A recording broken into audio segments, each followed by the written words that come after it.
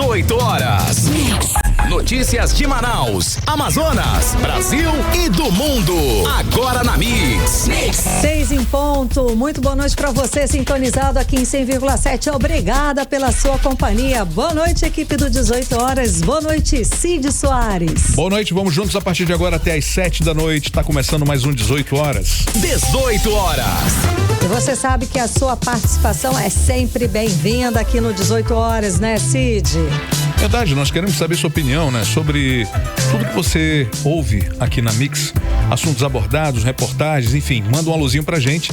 O WhatsApp é o 994-887592. Exatamente, manda um alô pra gente, você que nos acompanha ao vivo na live do YouTube, e pra você também que nos acompanha aí no rádio, pode interagir com a gente pelo WhatsApp. 18 horas.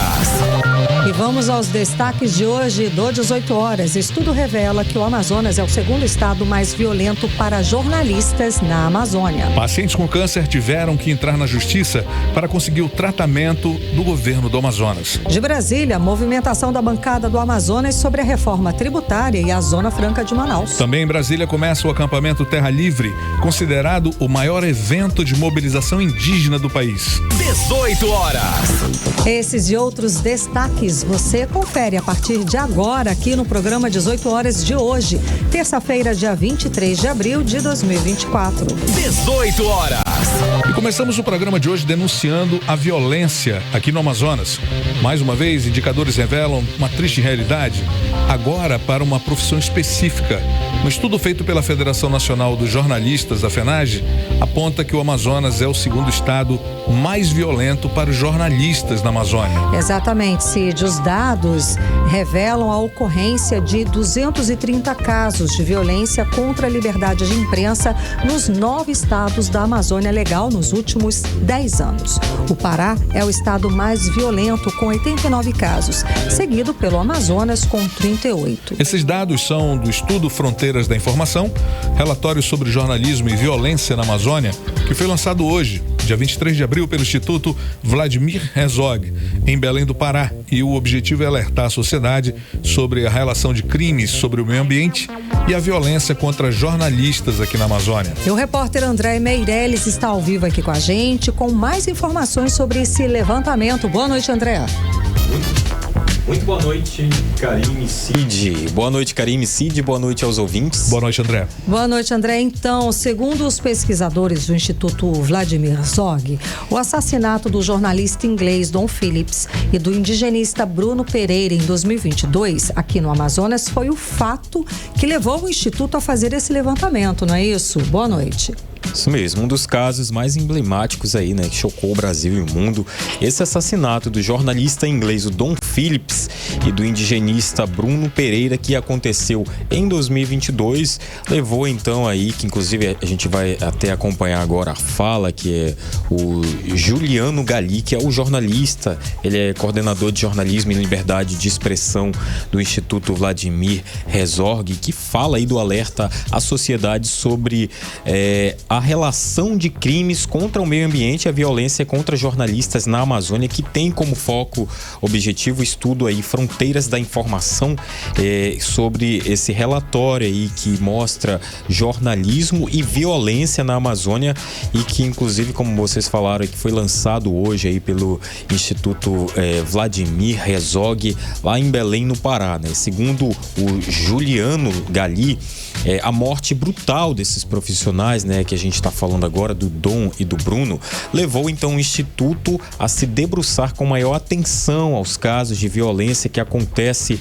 na região, né? E o Instituto desenvolve, esse instituto aí que a gente está falando, ele desenvolve projetos relacionados à proteção de jornalistas em todo o país. Então, teve hoje, então, essa fala aí de vários profissionais que se reuniram durante ali para apresentar esse projeto, e a gente vai acompanhar agora a fala de um deles, o Juliano Galli, que é o coordenador desse projeto que faz a defesa aí dos jornalistas. Vamos acompanhar.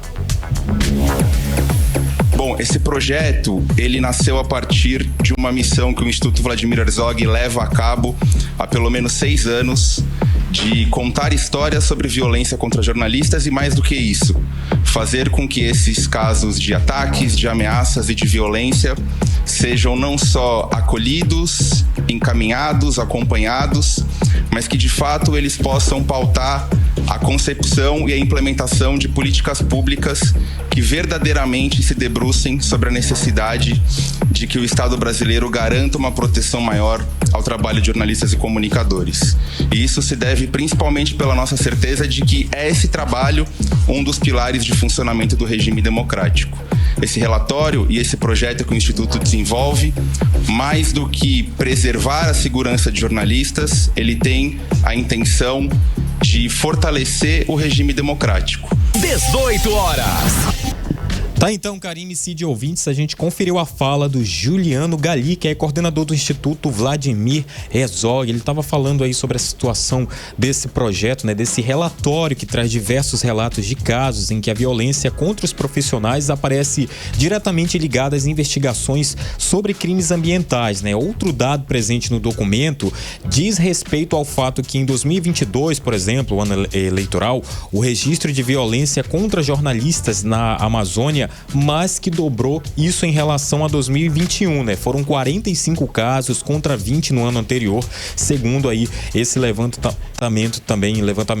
da FENAGE. Agora, quem vai explicar pra gente brevemente sobre esse relatório é o coordenador desse projeto, que é o Yuri Potter. A gente vai conferir agora a fala dele e ele traz um pouco mais sobre esses detalhes, a partir de que momento eles resolveram então fazer esse projeto aí em defesa aos jornalistas que trabalham principalmente ali com o meio ambiente. Vamos conferir. Assim, o resultado de toda essa violência, né, que nos preocupa bastante, né, são jornalistas que, de certa forma, são silenciados porque não podem reportar o que apuram, ou têm que sair da sua cidade, ou escrevem matérias que não podem assinar, né, muitas vezes, né, chega a situação de ser assassinado, né, como a gente acompanhou, o mundo inteiro acompanhou em 2022 com o Dom Phillips e com o Bruno Pereira. 18 horas. Tá, então, Karine, Cid, ouvintes, a gente conferiu a fala do Yuri Potter, ele é o coordenador desse projeto aí, e a gente também fala aqui que o jornalista, ele tem a profissão assegurada pela Constituição, né? A liberdade de imprensa é assegurada pela Constituição Federal e assegurada também por lei federal, que desde que, claro, a matéria veiculada pelo jornalista não atente aí contra a moral e os bons costumes e que esteja no preceito constitucional para veicular a matéria com uma fonte segura, mesmo aí que sob sigilo, né? Então, o jornalista não está entregue, eles têm os direitos deles, né? E para entender quais são esses direitos que o jornalista tem, a gente vai atentar agora para a fala do advogado Alexandre Torres Júnior, né? Segundo ele, são diversas as possibilidades de crime no Código Penal contra o jornalista no exercício da profissão, e com isso o jornalista tem aí o direito sobre se ele sofreu alguma agressão, alguma ameaça aí no exercício da profissão. E a gente vai saber quais são esses direitos com o advogado Alexandre Torres Júnior. Vamos conferir. Lembre que crimes contra a honra, crimes que envolvem ali uma ofensa pessoal, como a injúria, um xingamento, uma difamação, uma calúnia ou até uma ameaça, eles precisam de uma representação em sede policial e judicial. Ou seja, o jornalista não pode deixar passar. Ele tem um prazo decadencial de 6 meses para que ele reclame perante a autoridade que ele sofreu aquela ameaça, aquele xingamento, aquela difamação, aquela calúnia.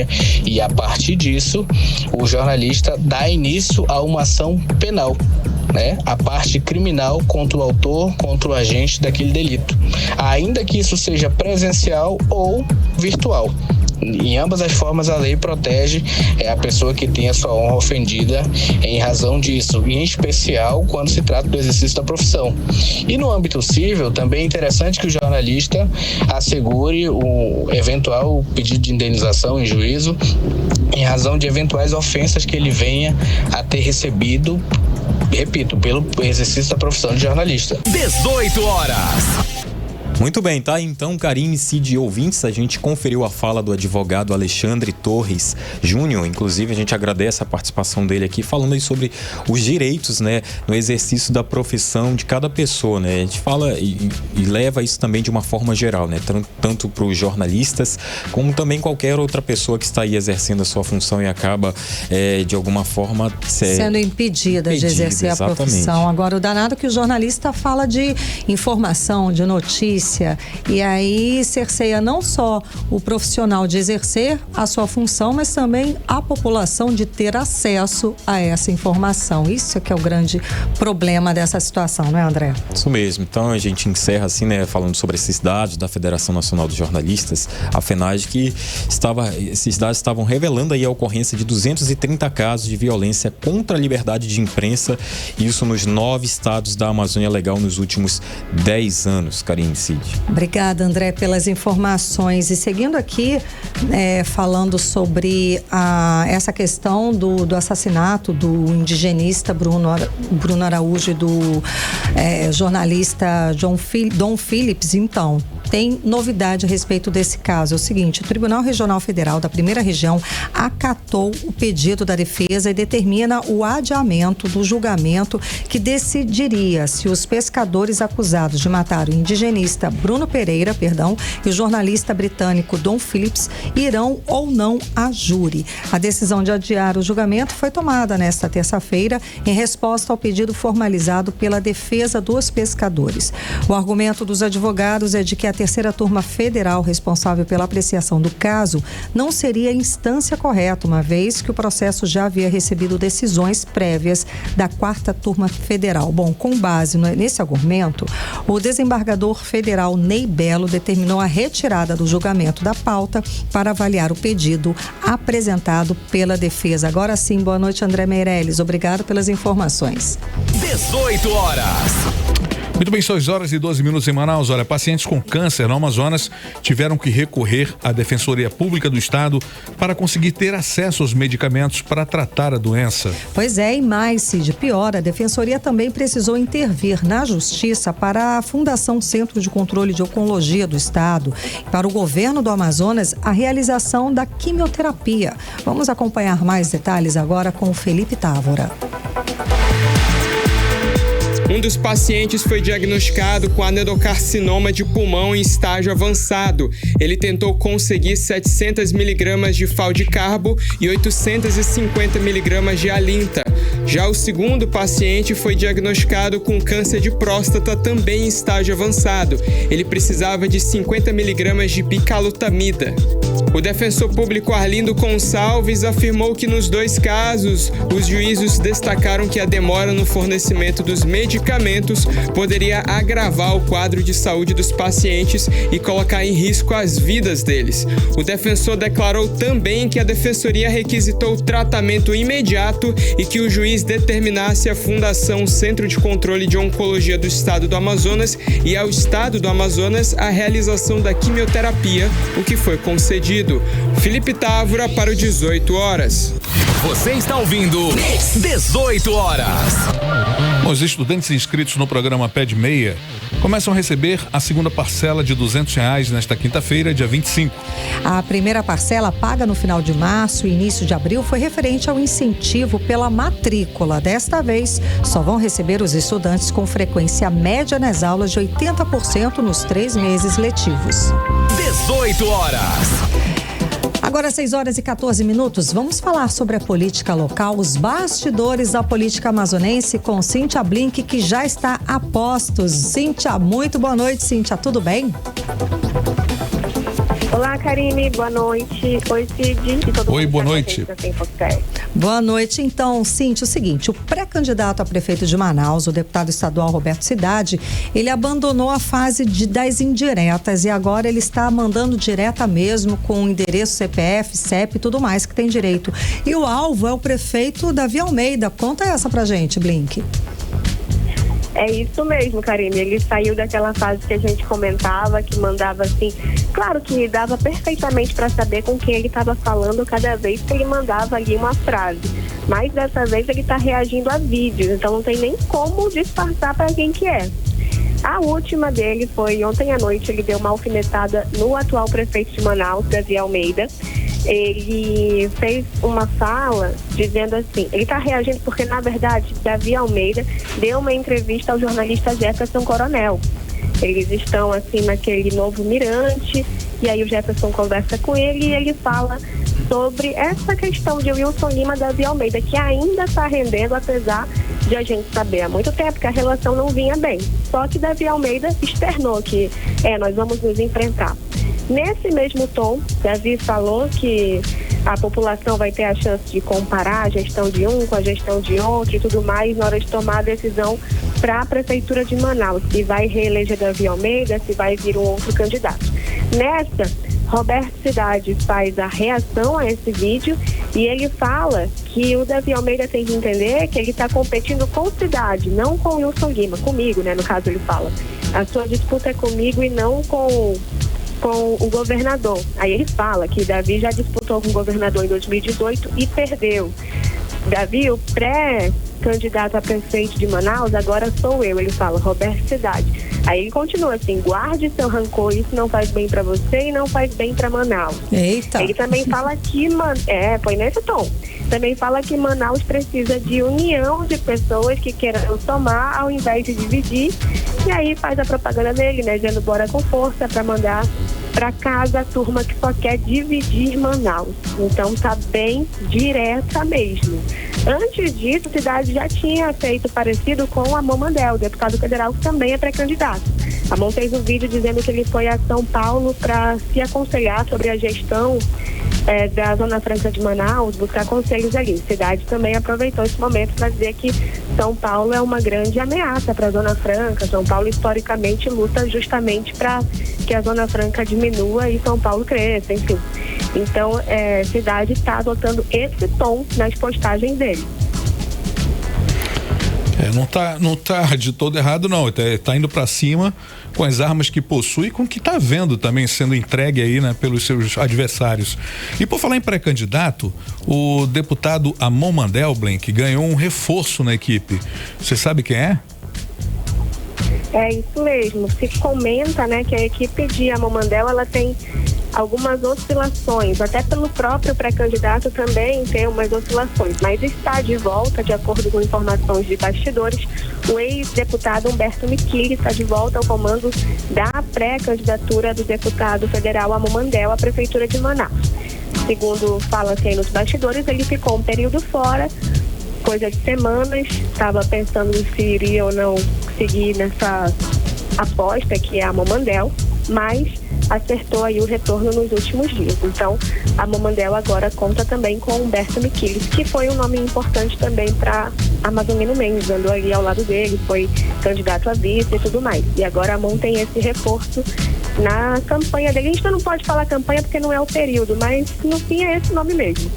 Karine, Cid. Não tem como fugir, né, Cíntia? Cíntia, agora explica pra gente o seguinte, dessa vez o Comitê Anticorrupção mirou no Instituto Amazonense de Assistência Social e Saúde, a Dr. D, e pediu providências do Ministério Público do Estado do Amazonas. E a gente sabe o porquê, Cíntia? Conta pra gente. Lembra que eu trouxe aqui sobre aquela queridinha dos parlamentares da Câmara Municipal de Manaus? A empresa? A empresa. O Instituto Dr. D é uma ONG, na verdade, que chama OSC agora, né? Uhum. Ela recebeu aí coisa de 12 milhões em emendas parlamentares de mais ou menos 13 vereadores. É um valor altíssimo dentro das emendas que eles têm direito, cada um. E isso chamou a atenção, né? Como assim? Por que ela é tão preferida? O assunto chamou a atenção também do Comitê do Amazonas de Combate à Corrupção, que pediu para o Procurador-Geral da Justiça do Amazonas, Alberto Nascimento Júnior, do Ministério Público do Amazonas, faça o acompanhamento disso, da liberação e da execução dessas emendas impostas aí pelo orçamento do município, mas via vereadores, né? A gente está falando do dinheiro de Manaus, porque as emendas parlamentares são justamente isso, é aquele dinheiro que o vereador pode dizer para onde vai, porque ele entende que esse aqui é o melhor caminho. Então o comitê está pedindo que seja feito muito de perto a análise, o acompanhamento, a fiscalização desse dinheiro, dessa verba que não é pouca, a gente está falando de milhões, né? Mais de 10 milhões indo para uma única OSC, uma única associação. E é esse o pedido. Agora a gente tem que ver como o Ministério Público vai caminhar. Lembrando que o Ministério Público não é como a Justiça, ele não depende de uma denúncia, de um pedido para agir. Ele pode agir com ele mesmo, entendendo que aquilo merece uma fiscalização mais de perto. Só que tem o reforço aí do Comitê de Combate à Corrupção pedindo para o MP olhar para esse assunto, olhar para Dr. D com mais critérios, digamos assim. Karine, Cid. Blink, e como é que estão as preparações aí do PL para receber o ex-presidente Jair Bolsonaro? A visita já está prevista aí para o próximo dia 3 de abril, junto com a esposa dele, Alberto Neto, vai estar fazendo toda essa movimentação. Como é que está essa história toda? 3 de maio, a gente já está fechando abril. Exato. Perfeito. Mas acontece. Vamos lá, pois é, a expectativa é grande para o dia 3 e 4 de maio agora. Ele com Michele Bolsonaro, né, ex-primeira-dama, esposa de Jair Bolsonaro, ex-presidente do Brasil. E claro, nessa vinda a gente está falando de política o tempo inteiro, porque é bem importante essa visita dele para vê-lo ao lado de Alberto Neto, ver se isso modifica os números ali nas pesquisas eleitorais. É um momento bem tenso para Alberto Neto, viu? Porque ele está esperando que esse número suba e há um grupo esperando que esse número suba ou que permaneça, enfim, porque aí isso pode definir o futuro de Alberto Neto e também do União Brasil, que, enfim, estão conversando ali. Uma coisa que eu fiquei curiosa para saber é, a gente acaba de ver a Débora Menezes, deputada estadual, indo viajar, voltando. Nessa viagem dela, lembra que o PL Mulher saiu das mãos dela e foi para a mão de Raíssa Cavalcante? Que sim, é você contou aqui. Alberto Neto? De repente, exatamente, né? Do Neida, como diz Karine. E aí, dia 4, vai ter uma ação no PL Mulher com Michele Bolsonaro. Quem vai recepcionar? Vai ser a Raíssa ou vai ser a Débora? Saia justa, de qualquer forma, de qualquer maneira, hoje fizeram uma recepção aí para uma equipe do PL Nacional e as duas estão belíssimas na foto, todas sorrindo, todas muito, sabe, cada um em harmonia do seu lado, não há nenhuma briga sobre isso. Mas nos bastidores se fala que Débora obviamente não gostou de, digamos assim, ser passada para trás. Mas, de qualquer maneira, a Débora não perde o protagonismo porque a Michele está vindo também para receber o título de cidadã amazonense, que foi proposta da Débora. Então, no PL eu não sei como fica, mas na Assembleia a Débora vai fazer as honras, digamos assim, ao receber Michele Bolsonaro. Karine, Cid. Bom, Cíntia, parece que tem vereador querendo mudar o horário de trabalho. Parece que é um problema aí essa história de acordar cedo para chegar 9 horas da manhã. É muito cedo para o vereador Gilmar Nascimento. Que horas que ele quer chegar para o trabalho, Cíntia? Conta pra gente. 9 horas da madrugada, né? 9 horas da madrugada, gente. Muito cedo, poxa. Ele falou assim, aspas dele abrindo agora: eu tenho uma proposta que apresentei nesta casa para a gente mudar o horário do nosso plenário. A gente está aqui 9 horas até meio-dia, 14 horas. Eu nunca vi chegar a 14 horas, acompanho todas as sessões, tá? Mas vamos lá. Porque a gente não começa às 15 da tarde e vai até às 18. O vereador está mais longe do povo do que perto. Então, para ele, a sessão deve começar às 15 horas e terminar por volta das 18. Ele quer pegar trânsito, esse moço, né? Mas, assim, não é uma opinião que vai mudar o horário da Casa Legislativa. Tem um regimento interno que é aprovado pelos 41 e é todo um rolê, viu? Então, pode ser uma grande ambição dele, né? Um desejo muito forte de que passe a ser à tarde. Mas para isso acontecer, ele tem que convencer quase todo mundo, aí tem que ter reunião para mudar o regimento interno. Não é fácil, não é tranquilo. Mas há esse desejo de Gilmar Nascimento, que é vereador e não está gostando do horário de 9, depois ficar até meio-dia. Não está desumano a coisa ali na Câmara Municipal de Manaus para o vereador Gilmar Nascimento. Está desumano, foi ótimo. Não queria nem rir, Cíntia. Eu também não, falando seríssimo aqui. Tá certo, então. Obrigada pelas informações. Até amanhã. Obrigada, até amanhã. 18 horas. 6h24 em Manaus. Olha, daqui a pouco no 18 horas, Manaus registra 5 assaltos em ônibus em apenas 8 horas. É o nosso assunto em instantes. 18 horas. Bem, vamos conferir agora a previsão do tempo para amanhã com Karime Leão. Previsão do tempo. Segundo informações do Climatempo, a previsão para amanhã é de sol com muitas nuvens durante o dia, períodos de nublado e com chuva a qualquer hora. A mínima prevista é de 25 graus, a máxima, gente, não deve chegar aos 29 graus. As chances de chuva são de 83%, a umidade relativa do ar fica entre 83% e 97%. 18 horas. Mas segundo os dados do Porto de Manaus, o Rio Negro encheu mais 6 centímetros de ontem para cá e hoje está com 24 metros e 96 centímetros acima do nível do mar. 18 horas. Olha, em um intervalo de poucas horas, 5 ônibus foram assaltados.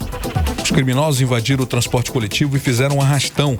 Segundo a polícia, os alvos foram as linhas 640 e 448 que fazem o trajeto da Zona Norte ao centro de Manaus. Cid, segundo os dados do Sindicato das Empresas de Transporte de Passageiros aqui do estado do Amazonas, todos os dias, cerca de 10 ônibus são assaltados aqui em Manaus. Vamos conferir mais detalhes a respeito do assunto agora com Nathalie Moraes. Uma das ocorrências aconteceu em um trecho da Avenida Torquato Tapajós. As outras 4 foram registradas no bairro do Mutirão, Cidade de Deus, e também na Cidade Nova. A ação dos bandidos geralmente é rápida. Segundo dados da polícia, os criminosos esperam o ônibus passar por trechos isolados, sem muito movimento de pessoas, para cometer os crimes. Joana Marques passou por uma experiência parecida. O ônibus em que ela estava foi assaltado há poucos dias. 12 adolescentes entraram uma vez, fizeram um arrastão, levaram nossas bolsas, relógios, celulares, ameaçaram. O industriário Silas Monteiro também já passou pelo drama de estar na mira dos criminosos dentro de um ônibus do transporte coletivo de Manaus e não consegue esquecer o trauma. Pego esse ônibus aqui todas as noites que eu moro em Nova Cidade. Foi assaltado há um mês e pouco atrás foi assaltado. Na descida do ônibus eu levanto telefone, dinheiro. Segundo dados divulgados pelo Sindicato das Empresas de Transportes de Passageiros do Amazonas, todos os dias cerca de 10 ônibus são assaltados aqui em Manaus. A prática é sempre a mesma. Segundo o delegado Cícero Túlio, os criminosos agem em todas as regiões aqui da capital amazonense. Mas a gente acredita que esse bando tem atuação em toda parte aqui da zona metropolitana de Manaus. Além dos passageiros, os criminosos também têm como alvo os trabalhadores do sistema de transporte público. Essa semana, um motorista perdeu o controle do veículo porque foi atacado com uma faca, enquanto ele dirigia o ônibus na zona oeste de Manaus. O ônibus desgovernado acabou invadindo uma casa. O colega do motorista, que preferiu não revelar o nome, falou dos riscos da profissão diariamente. Ele livra a gente que não deixa o sangue ruim subir no carro que a gente está trabalhando, que são os bandidos. Nathalie Moraes para o 18 horas. Você está ouvindo 18 horas.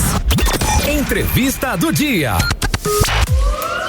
E acontece em maio o primeiro Congresso Nacional de Direito Interdisciplinar da Uninorte. O evento vai contar com presenças ilustres com ministros do Supremo Tribunal Federal, 3 ministros do Tribunal Superior do Trabalho. Para falar mais sobre o assunto, sobre o evento, vamos conversar com o advogado Paulo Guimarães. Muito boa noite, seja bem-vindo ao 18 horas, tudo bem? Boa noite. Boa noite, Karime, boa noite, Cid. Boa noite. É um prazer estar aqui de novo com vocês. Então, nos dias 23 a 25 de maio, a Uninorte estará promovendo o primeiro Congresso Nacional de Direito Interdisciplinar. O que é isso? Nós vamos abordar várias matérias. E sim, nós vamos trazer 3 ministros do Tribunal Superior do Trabalho, a ministra Voliá Bonfim, o ministro Hugo Sherman e o ministro Agra Belmont. E traremos, não do STF, mas do STJ, a doutora Daniela, ministra recém-impulsada em novembro do ano passado. E qual a importância de fazer, um evento com tanta presença ilustre aqui no estado do Amazonas? Em se tratando de um evento acadêmico destinado aos alunos de uma universidade, pela primeira vez nós conseguimos um evento de tal monta. Nem eventos destinados a profissionais conseguem reunir tantos ministros. E o Congresso ele tem por tema atualidades do mundo jurídico. Então, os ministros devem abordar todos os assuntos mais relevantes e picantes do momento. Picantes é ótimo. Paulo, que tipo de debate, né, que vocês pretendem levantar nesse Congresso falando em assuntos picantes? Será discutido o ativismo judicial, que seria a politização na justiça, ou entre os outros temas, o retorno do sindicalismo nas relações de trabalho, a força do retorno do sindicalismo nas relações de trabalho, entre outros. Nós vamos tratar de assuntos penais, constitucionais, trabalhistas e cíveis. Por isso é interdisciplinar. Interdisciplinar. Essa questão da política na justiça não tem como dissociar, não é? Tá muito quente, digamos assim, né? É o assunto mais atual que existe, não só no Brasil, mas no mundo inteiro. Existe essa discussão, se dá na Argentina, se dá na Venezuela, se dá nos Estados Unidos e recentemente na Austrália. Quais os assuntos debatidos que têm aí como um foco principal, uma predominância para os assuntos aqui do estado do Amazonas? Na realidade, o foco não é especificamente para o estado do Amazonas. Nós decidimos entrar com foco nas atualidades jurídicas, ou seja, todo aquele assunto que hoje é relevante para a comunidade, a sociedade como um todo. Entendi. E para outra coisa, o assunto eleição, que é um tema palpitante também no momento, né? Vocês vão abordar sobre isso? Teremos 2 palestras sobre eleições, que serão ministradas, uma pelo professor da Uninorte e outra por um pós-doutor da Universidade de Coimbra. Perfeito. Que legal. Agora, eleições com essa polêmica da inteligência artificial, que ainda existem leis permeando, existem debates, existem conversas sobre o assunto. Esse assunto vai estar presente? Um dos temas que nós temos seria a divulgação ou não e a definição do que seriam fake news. Então, não só no mundo eleitoral, mas no mundo político. Vocês têm isso definido já, não? É um dos temas do pós-doutor. Mas não está definido, tipo assim, a gente não tem uma regra clara, não é? Não existe regra clara hoje para isso. O que existem são entendimentos diversos, até porque, nesse sentido, você tem que definir o que é fake news e quem diz o que é fake news e o que não é.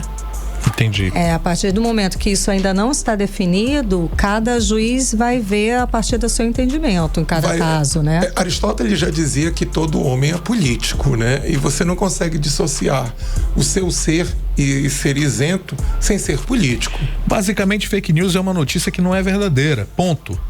Sim, mas como definir o que não é verdadeiro? Uma meia-verdade não é verdade? É complicado. Aí é uma filosofia. Esse é o ponto. Esse é o ponto. Em que momento vira fake news? Uma meia-verdade não é verdade? Ou se aumentou é uma mentira completa? Então, assim, a definição de quem diz o que é fake news, como se definir o que é fake news, em que momento você deixa de ter algum fundo de verdade, é que nós temos que estabelecer esses limites claramente, para que não fique ao bel prazer de determinadas pessoas. Você acredita que ao final desse encontro, o discurso será uníssono em relação a isso? Eu acho que ao final do nosso encontro, nós teremos mais capacidade de avaliar o mundo político atual e o mundo jurídico atual. Perfeito. Ótimo, então vamos ao serviço. O Congresso acontece de 23 a 25 de maio. Onde que vai ser, os horários, como que a gente pode participar, como é que vai ser? Então, o Congresso acontece no dia 23, nós temos a cerimônia de abertura à noite, com a presença da presidente do Tribunal de Justiça e do nosso desembargador Flávio Pascarelli. Na sexta-feira, dia 24 de maio, teremos a presença da ministra do TST, doutora Voliá Bonfim.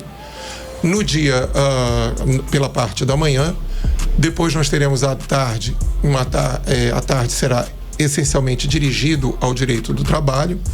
No sábado de manhã, teremos a presença Dr. Hugo Sherman e do Dr. Agar Belmont, também do Tribunal Superior do Trabalho. E encerrando, teremos um debate sobre o ativismo judicial entre 2 professores expertos na área. E encerrando a presença da doutora Daniela, do STJ, e da doutora Grace Benayon. Só para um entendimento maior, claro que é um evento direcionado bastante, né, para todas as pessoas que atuam na área do direito, mas qualquer pessoa pode participar? Pode. Existe uma inscrição, os temas são extremamente direcionados ao mundo jurídico, mas você pode participar se assim o desejar. Inclusive, nós estamos deixando aqui com vocês um convite para uma pessoa que seja acadêmica de direito, pode vir buscar aqui com vocês um convite para a participação do nosso congresso. Maravilha, você que está passando agora pela Rádio Mix, na Rua Fortaleza 585, aqui no Adrianópolis. Estudante né? Pois é, estudante de direito, dá uma paradinha aqui para participar e para assistir a esse congresso interessantíssimo, que a gente como jornalista, né, o Cid, a gente também ficou interessado em assistir. Onde que a gente faz a inscrição? Tem algum meio virtual? Como que faz? As inscrições são feitas através do site da Uninorte. O congresso é do dia 23 a 25 de maio no Centro de Convenções Vasco Vasques. Perfeito. E vocês já estão convidados para a cobertura, já que teremos tantos ministros. Claro, com certeza. Obrigado, Paulo. Eu que agradeço. Obrigada pelas informações. Muito obrigada. Obrigado boa noite. Vocês. Boa noite. Conversamos com o advogado Paulo Guimarães. 18 horas. Muito bem, agora 6 horas e 36 minutos em Manaus.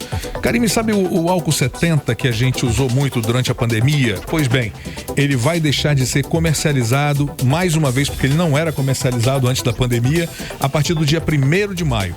Mas só a forma líquida que vai voltar a ser proibida.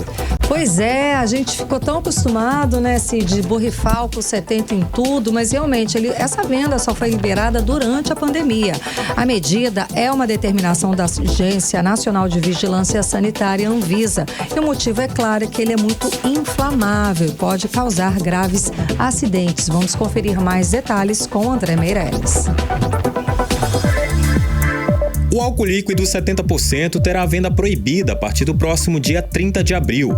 A medida é uma determinação da Agência Nacional de Vigilância Sanitária, a Anvisa, por causa do alto risco de acidentes devido à alta inflamabilidade do produto.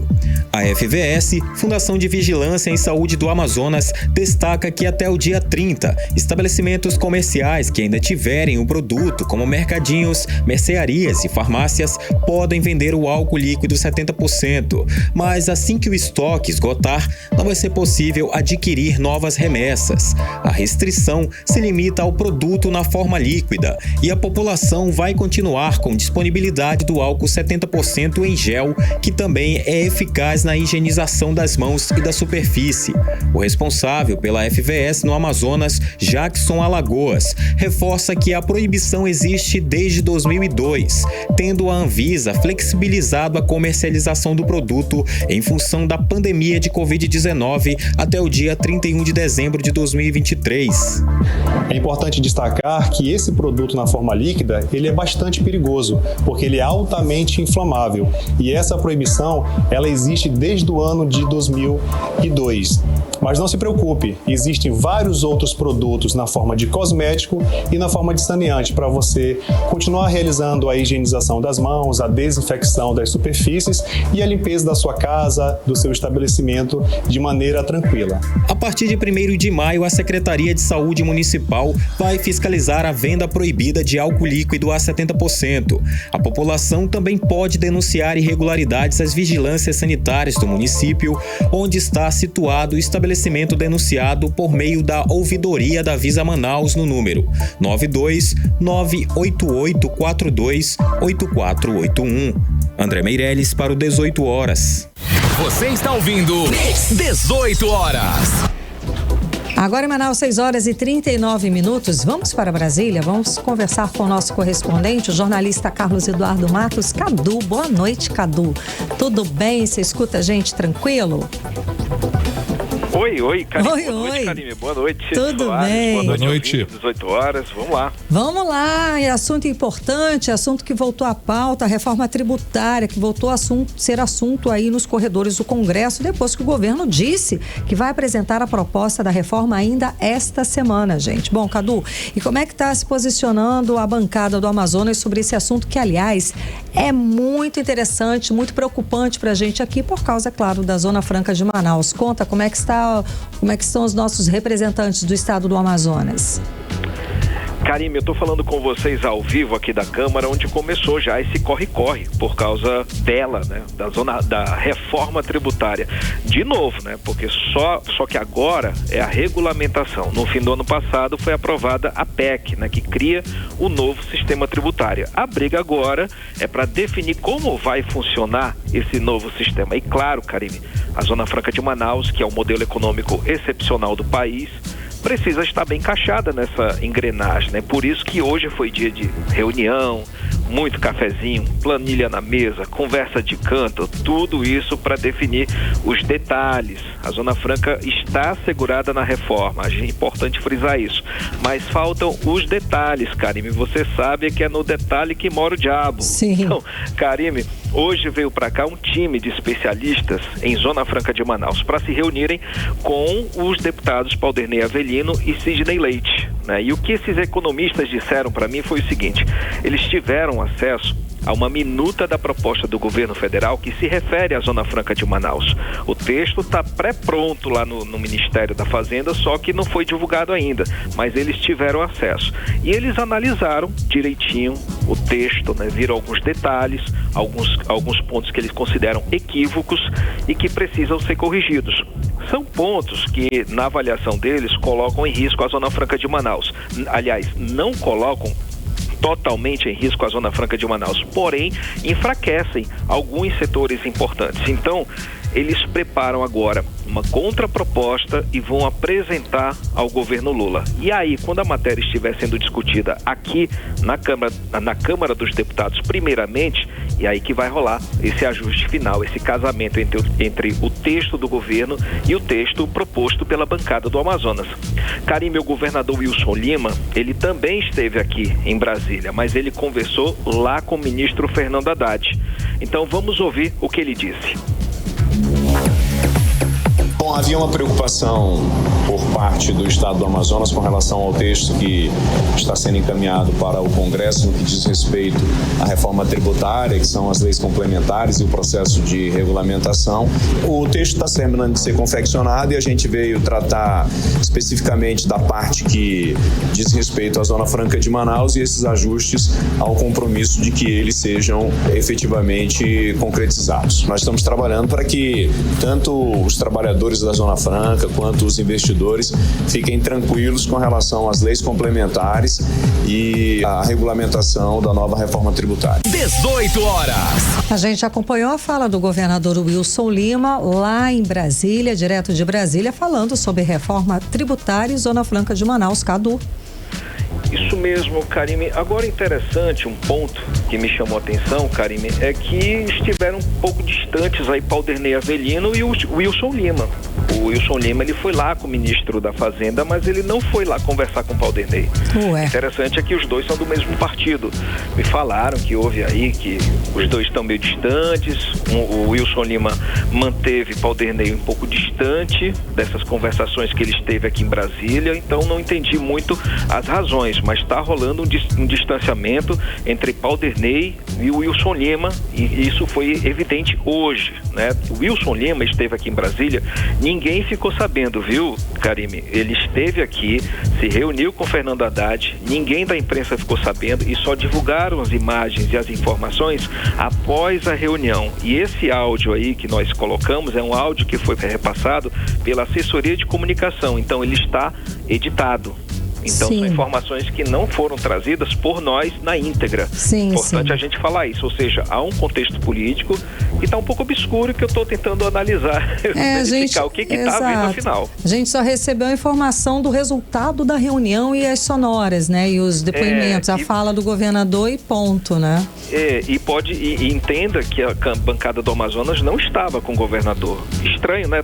E o Paulderney Avelino não chamou os colegas deputados do Amazonas para conversarem sobre reforma. Geralmente está lá o Saulo Viana, o Adail Filho. Eles não estavam nessa reunião. Tudo isso aí é um bastidor que a gente ficou prestando atenção, que houve uma fragmentação da nossa bancada e um distanciamento do governador com a bancada. E principalmente com o Paulderney Avelino. Sim, no momento em que a gente precisa da união de todos eles para defender os interesses da Zona Franca, não é? Por isso que a gente entende menos ainda por que desse quadro aí. Exatamente. Agora, Karime, eu também trouxe aqui uma fala agora de um técnico, tá? O ex-superintendente da SUFRAMA, o Marcelo Pereira, ele faz parte desse time de especialistas que veio aqui a Brasília e que está participando dessa força-tarefa. Então, vamos ouvir o que ele disse.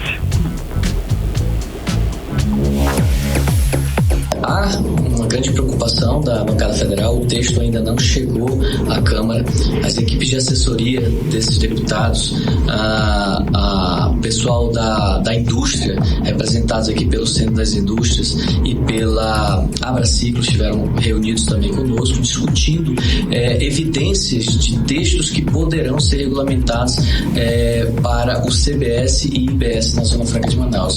A grande preocupação é garantir a competitividade do modelo Zona Franca, visto que a emenda constitucional garante isso à Zona Franca de Manaus, que é um modelo constitucional e é um modelo que ele é perene, ele precisa ser concorrencial com todos os empreendimentos do Brasil até o ano de 2073, quando se encerram os incentivos fiscais da Zona Franca de Manaus. Ao mesmo tempo, nós temos que pensar num texto regulamentador que garanta também as contrapartidas de investimentos da universidade, dos fundos regionais aí do estado do Amazonas, além das áreas de livre comércio. 18 horas. A gente acompanhou a fala do ex-superintendente da SUFRAMA, o economista Marcelo Pereira, falando a respeito da prioridade, né, dos interesses da Zona Franca de Manaus nessa reforma tributária, né, Cadu? Isso, reforçando que não tem nada de que coloque em perigo a Zona Franca, sim, mas tem alguns detalhes aí que podem comprometer alguns setores. Agora, Karime, a regulamentação dessa reforma tributária, ela vai ser dividida em 2 projetos de lei complementar e um projeto de lei ordinária. E tem uma informação de última hora de que o senador Eduardo Braga vai ser provavelmente o relator da regulamentação da reforma lá no Senado. Assim que for aprovada na Câmara, vai para o Senado e aí quem vai ser o relator vai ser ele de novo, Eduardo Braga. Então teremos aí provavelmente uma força de um amazonense, mais uma vez, para garantir o fortalecimento da nossa Zona Franca. Karime, Cid. Sem dúvida, um amazonense que conhece a Zona Franca de Manaus, né, Cid?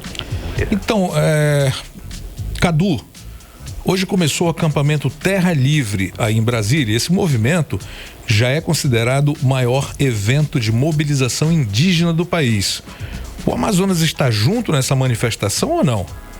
Tá sim, Cid. O Amazonas veio representado por alguns grupos indígenas do sul do Amazonas, que eles estão sofrendo aí com a intervenção cada vez maior dos ruralistas, né, que estão expandindo suas áreas de pasto dessa região. Está um conflito muito grande, envolvendo o governo federal, envolvendo esses grupos empresariais, envolvendo os povos indígenas dessas áreas. Eles estão aqui em Brasília também para buscar resposta do governo federal com relação a esse impasse.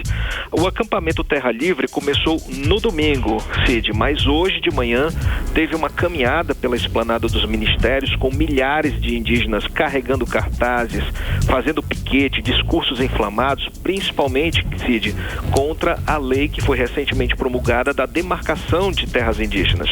Esse assunto está bem quente aqui em Brasília porque coloca os povos indígenas em confronto com a bancada do agronegócio, que vem medindo forças aí com o STF. É uma briga grande. Houve uma decisão do Supremo recentemente em favor dos povos indígenas, negando a tese do marco temporal, mas aí o Congresso Nacional, por sua vez, aprovou uma lei, um projeto de lei que reforça o marco temporal para demarcar as terras indígenas. E como você disse, Cid, é o maior evento de mobilização indígena do país. Ainda vai rolar, tem muita coisa para acontecer E claro, o Ministério de Povos Indígenas está do lado, junto com esses grupos indígenas participando desse evento. Cid, Karime. Obrigada, Cadu, pelas informações. Boa noite, até amanhã. Valeu, gente, um abraço. Tchau. 18 horas. Bom, olha, saiu nota do IDEB, né, o Índice de Desenvolvimento da Educação Básica, e segundo a Prefeitura de Manaus, a Rede Municipal de Educação alcançou as maiores notas da história. Pois é, Cid, ainda segundo a Prefeitura, com esse resultado tão positivo, os profissionais da Rede Pública Municipal de Ensino vão receber, além do 14º e 15º salários, bonificação de até R$3.000. A repórter Nathalie Moraes acompanhou o assunto e está aqui ao vivo com a gente para dar mais detalhes. Boa noite, Nathalie. Então, já tem data para esses professores receberem esse benefício? Boa noite. Boa noite, Karime. Boa noite, Cid. Boa noite, ouvintes do programa 18 horas. Então, Karime, notícia boa para a nossa educação do município, notícia boa para os nossos professores da educação municipal, já que esse pagamento do Fundeb já deu muita dor de cabeça. A gente já falou muitas vezes aqui no programa 18 horas, mas a previsão divulgada aí para a Prefeitura, respondendo a pergunta da Karime, é que esses benefícios sejam depositados a partir do mês de agosto. Mas vamos começar falando aí das notas do INDEB, isso porque o IDEB é o Índice de Desenvolvimento da Educação Básica aqui da cidade de Manaus. E aí, Karime e Cid, como vocês disseram, a gente alcançou aí a maior marca, a maior nota dos últimos 3 anos, alcançando aí a nota de 6,5, né? 6,5, vamos dizer assim, da época que a gente ainda estava na escola.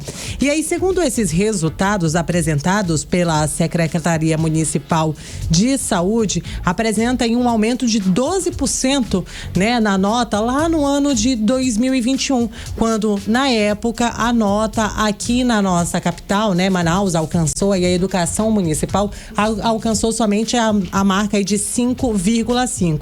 E aí aumentando mais de 1 ponto, né, coloca aí Manaus lá em cima no ranking. Vale a gente reforçar que Manaus já ocupou assim lá a 20ª posição e hoje a gente está chegando ali na 10ª posição e a ideia realmente é que a gente consiga avançar cada vez mais. É uma notícia muito positiva para nossa educação municipal. E aí todos esses dados, né, foram apresentados pelo prefeito de Manaus, Davi Almeida, que comemorou os resultados, é claro. Vamos conferir aí o que disse o prefeito.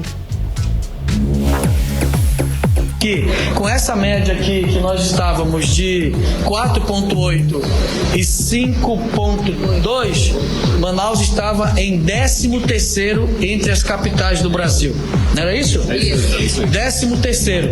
Vamos ver com essas novas médias o salto que Manaus vai dar. Lembrando que ao alcançar em 2019 o 9º lugar, Manaus tinha média menor do que nós temos hoje. Então, a nossa intenção, eu acredito que com as notas que nós obtivemos, nós vamos alcançar posições melhores a nível de Brasil. A nível de Manaus, nós já podemos comemorar. É a maior média da história. 18 horas.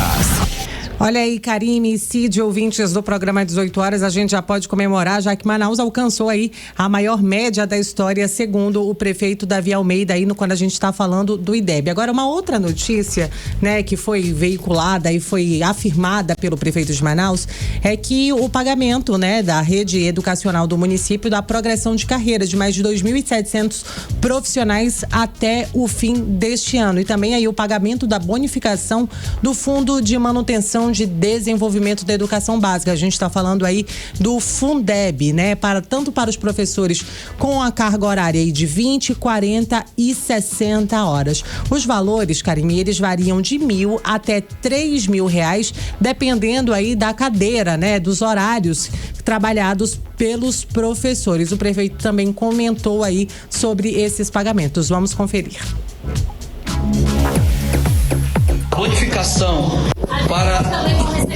A bonificação, elas vão para toda a rede, que é bonificação para quem tem 20 horas, 40 horas e 60 horas, R$1.000, R$2.000 e R$3.000. A data base, a gente, por ser ano eleitoral, nós só podemos conceder a reposição da inflação.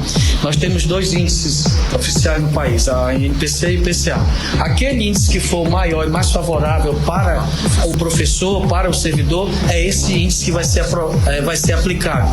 Muito provavelmente algo em torno de 4%, que é o que é o acumulado de 12 meses. Que mais progressões. Esse ano nós estamos programando mais 2.700 progressões funcionais, aonde pagando para os servidores. 18 horas. É isso, Karime Cid, a gente ouviu aí a fala do prefeito de Manaus, Davi Almeida, né? E aí, segundo a Confederação Nacional dos Municípios, o Fundeb de Manaus para esse ano, né? Esse pagamento aí que deveria ter sido feito no ano passado deve alcançar aí a marca de 1,3 bilhões de reais injetados na nossa economia, né? Aí para os professores da educação municipal. Karime Cid, boa noite. Obrigada pelas informações, Nathalie Moraes, boa noite. Boa noite, Nath. 8 horas. Olha, vamos falar de saúde? É que Manaus registrou 23 casos confirmados de dengue na última semana. Os dados são do último boletim epidemiológico da prefeitura. Lembrando, né, Cid, que é grave a doença, é grave essa informação, porque já foram registradas também 2 mortes por dengue este ano aqui em Manaus. Vamos acompanhar mais informações agora com o repórter Felipe Távora. Manaus registrou 1.980 casos confirmados de dengue e 8.139 notificados. A prefeitura também divulgou números relacionados a outras arboviroses. Manaus registrou um caso suspeito de chikungunya na última semana, 8 novos registros de Oropoche e uma nova confirmação de Maiaro. Não houve registro de novos casos suspeitos ou confirmados de Zika. O responsável pela vigilância ambiental da FVS, a Fundação de Vigilância em Saúde do Estado, Helder Figueira, afirmou à equipe de reportagem que períodos chuvosos aumentam notificações de arboviroses. Segundo ele, a maior quantidade de chuvas aumenta o número de criadouros de mosquitos e, consequentemente, o de mosquitos transmissores dessas doenças. Helder Figueira explicou também o nível de intensidade que um quadro de dengue pode alcançar. Geralmente, os quadros mais graves, eles estão associados a hemorragias. Geralmente a gente recomenda que o paciente procure a unidade de saúde com emergência para que ele seja atendido e direcionado a um tratamento mais adequado.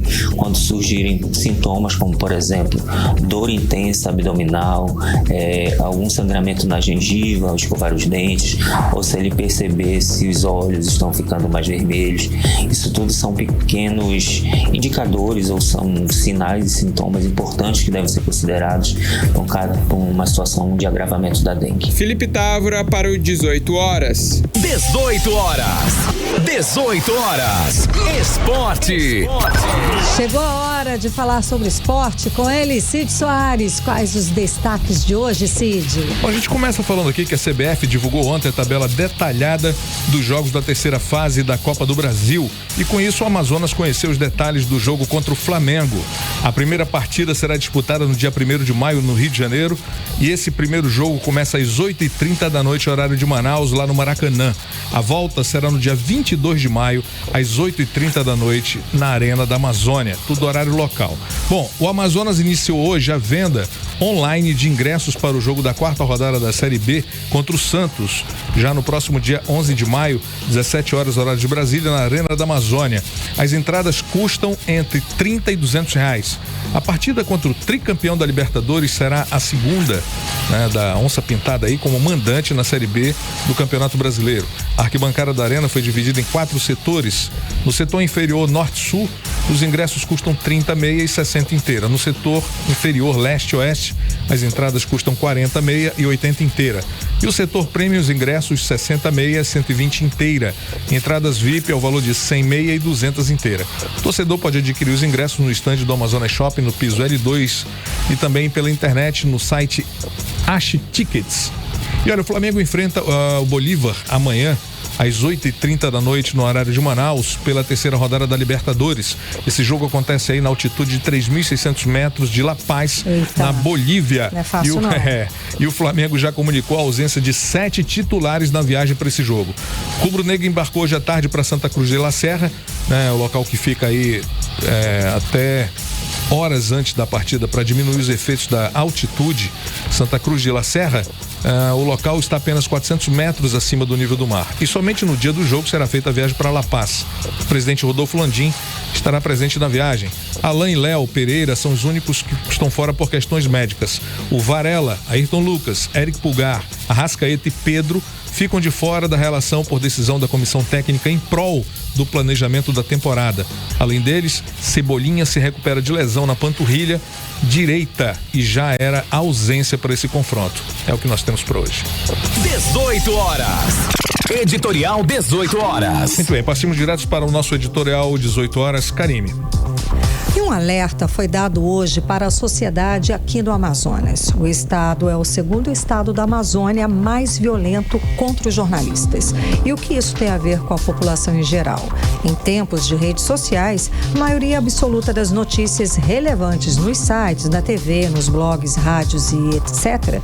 é produzida por jornalistas profissionais. São informações sobre trânsito, polícia, decisão judicial e até os grandes escândalos de desvio de dinheiro público. E estas informações servem para as pessoas formarem sua opinião e tomarem suas próprias decisões no dia a dia de suas vidas. Em 10 anos na Amazônia foram registrados 230 casos de violência contra jornalistas e 38 foram aqui no Amazonas. A violência contra repórteres é uma ameaça ao direito das pessoas terem acesso às informações importantes que são imprescindíveis na hora de suas escolhas políticas, na hora de votar e escolher livremente seus representantes. 18 horas. 7 em ponto. Temos uma última informação aqui interessante. A gente está falando da violência aqui em Manaus, do número absurdo de assalto nos ônibus, nos coletivos. Então, eu recebi a informação agora no fim da tarde que a Secretaria de Segurança Pública do Amazonas anunciou hoje a instalação do núcleo de repressão a roubos no transporte coletivo e rotas do Polo Industrial de Manaus. O grupo pretende combater esse número absurdo de crimes no transporte público da capital. Agora sim, 7 horas e 1 minuto. Obrigada pela sua companhia. Um beijo, até amanhã. Boa noite, Cid Soares. Boa noite, até amanhã. Você ouviu 18 horas. As notícias do Brasil e do mundo. De volta amanhã. Você está na Mix, o melhor mix do Brasil.